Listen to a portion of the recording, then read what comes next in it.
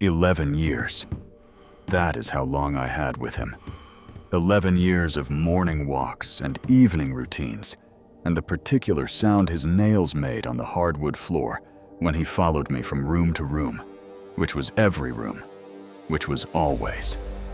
11 years of watching him grow from a puppy who could not yet manage stairs into an old dog who took those same stairs slowly, deliberately, with a dignity that made something in my chest ache every single time I watched it. And here is the thing about 11 years with a German Shepherd that nobody tells you before you start them. You spend the first few thinking you are teaching the dog. You spend the middle ones thinking you have figured the dog out. And then, somewhere toward the end, if you are paying the right kind of attention, you realize something that reorders everything that came before it. He was never waiting to be taught. He was never waiting to be figured out. He was waiting for me, quietly, completely, with the kind of patience that this breed carries like a second coat. Waiting for me to catch up to something he had already understood on the first day. I brought him home and set him down on the kitchen floor and watched him look around at his new world with those amber eyes that already, even then, seemed to know more than they should. His name was Coda, and this is what he taught me, not what I taught him. What he taught me. Most people who get a German Shepherd for the first time arrive with a version of the dog already assembled in their head. They have done their research. They know about the intelligence, the loyalty, the working drive, the need for structure and exercise and mental stimulation. They have watched videos and read breed profiles and talked to other owners. They feel prepared. I felt prepared. I had a training plan. I had a schedule. I had a list of commands I intended to teach in the first month and behavioral goals I intended to reach by the end of the first year. Coda looked at all of that, and in his quiet, unhurried, entirely patient way, began immediately doing something I did not recognize for years as what it actually was. He began studying me, not the commands, not the training sessions, not the structure I had so carefully prepared. Me, the person inside all of that preparation, the person underneath the schedule, the actual human who had brought him home and whose entire life he had just decided, on the basis of some assessment I was not qualified to understand, to organize his own life around. I noticed things over the first months without fully understanding what I was noticing. He learned commands quickly, faster than I had expected, which I attributed to my training. He read my moods with an accuracy that was occasionally uncomfortable, which I attributed to canine sensitivity. He positioned himself in ways that made sense only in retrospect, placing himself between me and doors I had not yet decided to open, anticipating movements I had not yet consciously made, arriving beside me in rooms I had only just decided to enter. I thought he was a remarkably intuitive dog. I did not yet understand that what he was doing was not intuition. It was attention. Sustained, specific, daily attention to a single subject, which was me, accumulated over months and years into a picture of who I was that was more complete and more accurate than anything I had assembled of myself. German Shepherds do this. The research on canine attention and attachment describes it in terms of social cognition and behavioral synchrony, and those terms are accurate, but they do not quite capture what it actually feels like to be on the receiving end of it. What it feels like is being known.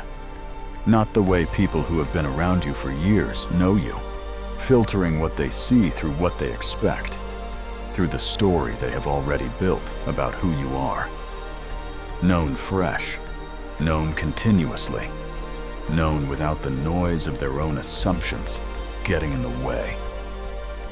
By the time Coda was 3, I had noticed that he responded differently to different versions of me. Not just to my moods in the broad emotional sense, but to specific states I was barely aware of myself.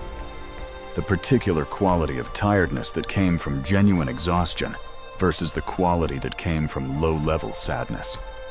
The version of quiet that meant I was working versus the version that meant something was wrong. He did not respond to these things identically.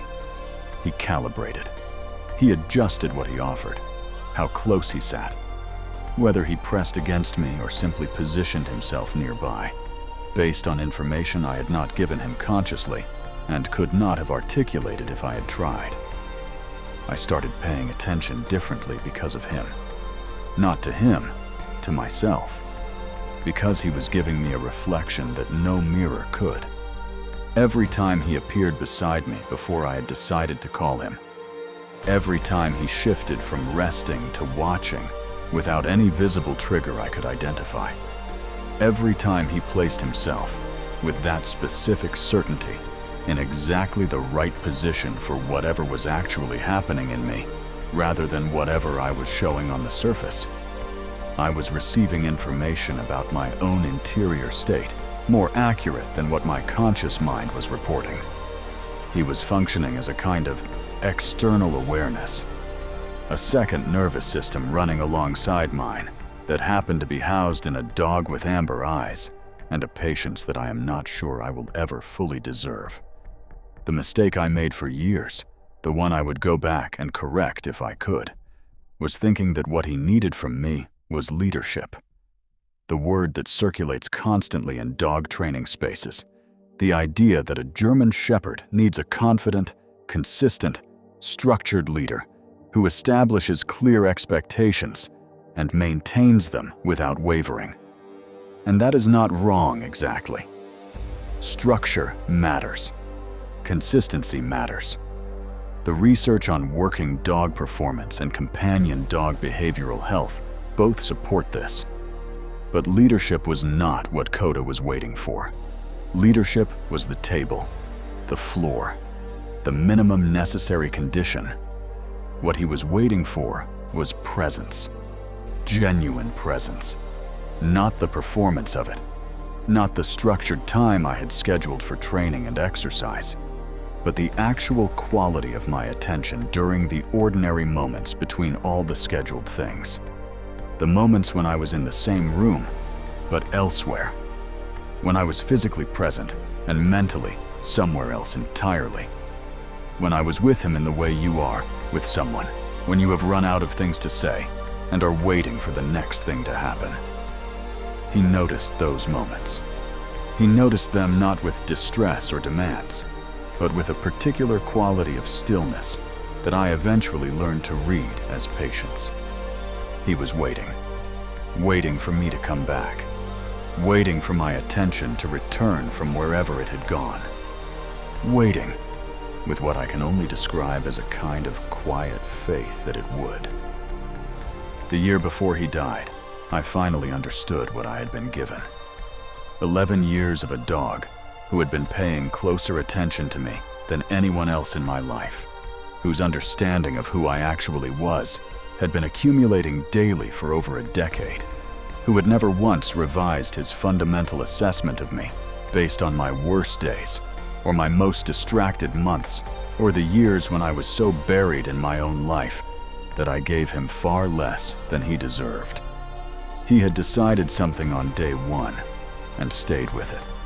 And in the end, sitting with him on the floor of a veterinary clinic with my hand on his side and his breathing finally slowing, what I understood was this. He had not needed 11 years to figure out what I was. He had needed 11 years for me to figure out what he was. And what he was, what this breed is something I did not have the language for when I started. And am not sure I have the full language for now. An entire life of attention, offered without condition, without revision, without the expectation that you will be any more than you are, while always, quietly, knowing that you are capable of more. That is what he knew on day one. That is what took me 11 years to understand. If you have a German Shepherd, I want to ask you something, and I want you to sit with it honestly. How much of your time with them is genuine presence versus performed presence? How often are you in the room but somewhere else? How much of what they are offering you have you actually received? Because they are offering it continuously, every single day. The full picture of who you are, reflected back with more accuracy and more patience than you probably know what to do with. Do not spend 11 years catching up. Start paying the kind of attention to your dog that they have been paying to you since day one. If this landed somewhere real for you, share it with someone who has a German Shepherd and needs to hear it. Subscribe if you want to keep going this deep into what this breed actually is. And leave a comment telling me the moment you realized your dog understood something about you that took you years to understand yourself. I read every single one. And with this breed, not one of those stories is ordinary.